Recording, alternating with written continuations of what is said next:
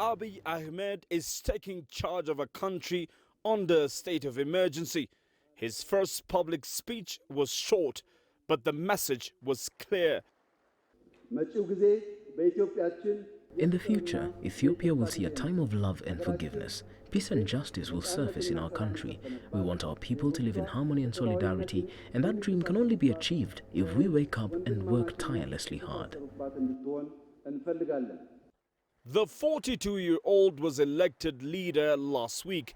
He's from the country's largest ethnic community, the Oromo. Many hope his election will help answer Ethiopia's grievances and address the main cause of recent protests. In his speech, Abiy appealed for unity. Our primary task should be focusing on our struggle and also on ourselves. We have to refrain from all the perception, hate, vengeance and tribalism.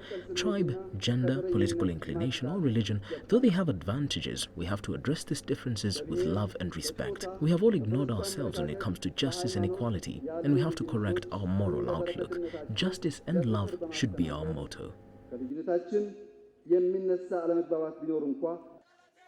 Hundreds have been killed in protests since 2015. Many more have been detained. Just this past weekend, the government revealed more than 1,100 have been arrested under the current crackdown. Some have criticized the tactics as heavy-handed. In this speech, Abiy offered an apology.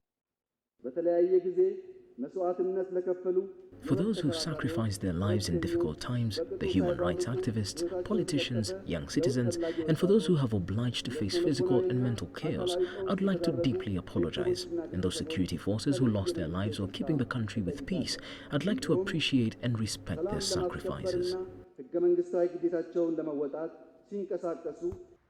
A clear message for the people of Ethiopia, and one likely to reverberate well beyond its borders.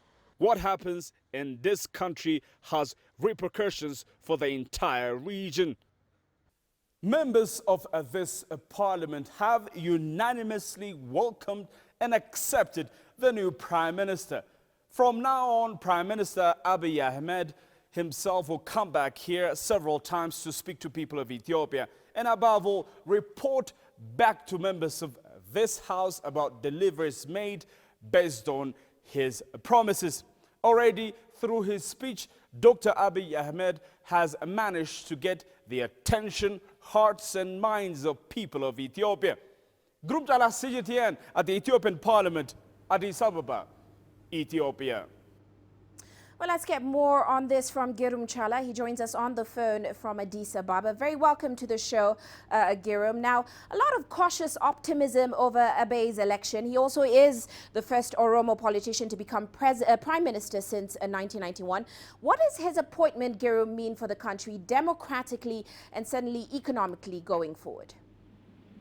Good evening, Iche from Addis Ababa. Well, we've just finished a dinner ceremony, by the way, held especially on behalf of the newly coming Prime Minister here in Addis Ababa at the National Palace.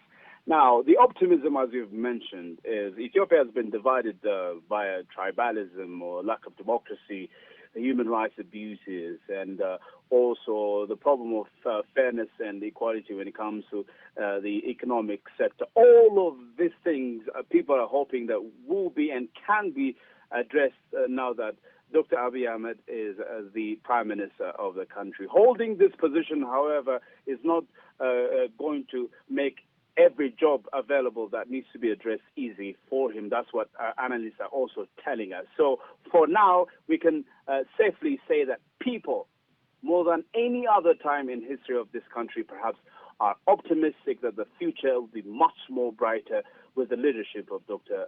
Abiy Uche.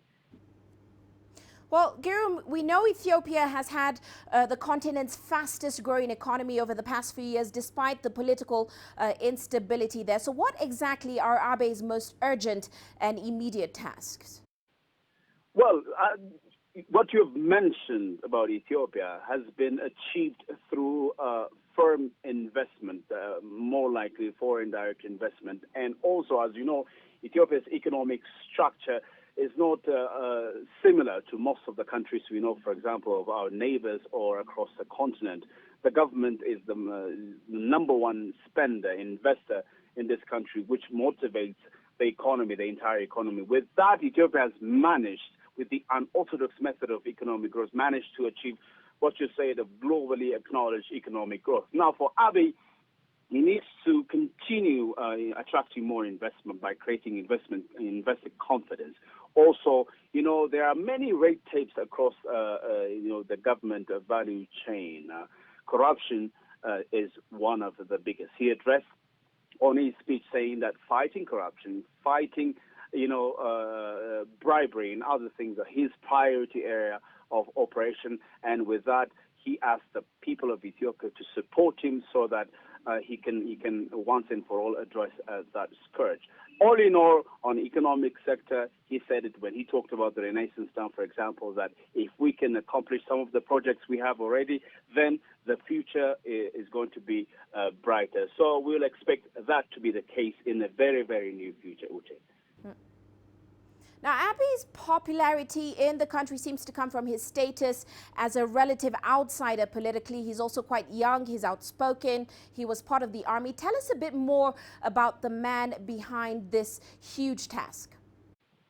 Well, Abiy Ahmed, doctor, a 42-year-old, arguably a young man leading this country. Even in Africa, on average, he's the youngest leader, perhaps.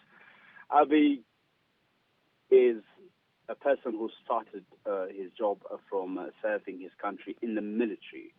He even managed to, climb ranks in the military. He has served one of the most important international or regional peacekeeping missions after the genocide in Rwanda. He, after that, has been a strong academician as well. I mean, from technology to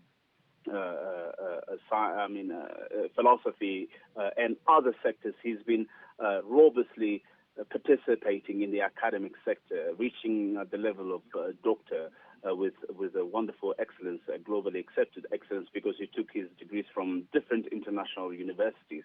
Abiy is also a man who has functioned very well in public administration. He's been leader in his own region, the Oromia region, in different ranks. He's been a minister for the country. He's one of the strongest people behind the formation of Ethiopian Institution for Cybersecurity. That organization has been now serving the country very well in fighting this cyber war and other things. After that, as you know, recently he's been the vice president of the Oromia regional.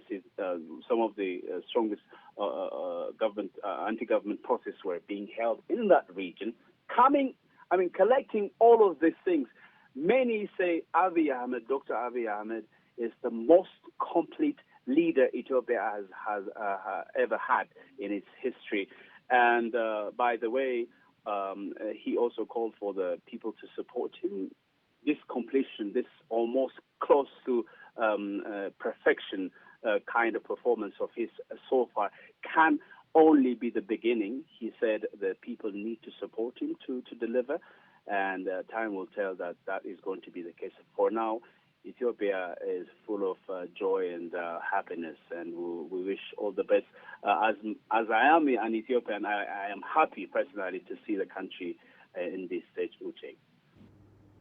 Well, many thanks, Girum, for that update. Girum Chala joining us there on phone in Addis Ababa.